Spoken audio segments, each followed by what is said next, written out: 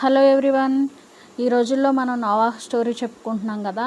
అయితే ఇక్కడ నోవాహు తన హృదయాన్ని చూసుకున్నాడు 6:5 ప్రకారం. సో దేవుడి మాటే వినాలనుకుంటున్నాడు.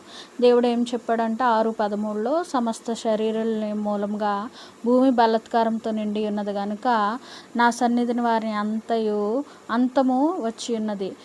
ఇదిగో వారిని భూమి మీద నాశనం చేయుదును అని చెప్పి నువ్వు ఒక వాడను తయారు చెయ్యి. దాన్ని ఎలా చేయాలంటే దేవుడే చెప్తున్నాడు. చితిసారకపు మాను, ఆ మాను చాలా క్వాలిటీ అని చెప్పాను కదండి. అరలు పెట్టి ఆ వాడని చేసి లోపటను వెలుపటను దానికి కీలు పూయవలను. ఈ మామూలుగా కీలంటే గమ్ములాగా కదా.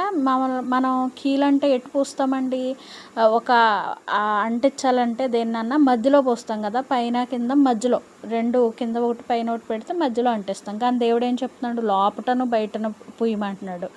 ఇక్కడ నోవాహు దేవుడు ఏం చెప్తే అదే చేయాలనుకుంటున్నాడు. ఎందుకని తన హృదయాన్ని నమ్ముకోవట్లేదు కనుక. ఇంకా ఏం చెప్పాడు దేవుడు, అది దాని వెడల్పు పొడుగు అన్నీ చెప్పాడు. తర్వాత ఏం చెప్తున్నాడు, కిటికీ పెట్టమన్నాడండి. ఆ కిటికీ ఎక్కడ ఉండాలంట, ఆ వాడకు కిటికీ చేసి పైనుండి 3 అడుగుల క్రిందకి ఉండాలంటున్నాడు. కిటికీ ఎక్కడన్నా కిందకు ఉంటుందా వాడికి, అది కూడా జలప్రళయం వస్తుంది అంటున్నాడు. కిటికీ కిందకుంటే ఏమొస్తాయి, నీళ్ళు లోనికి వచ్చేస్తాయి కదా.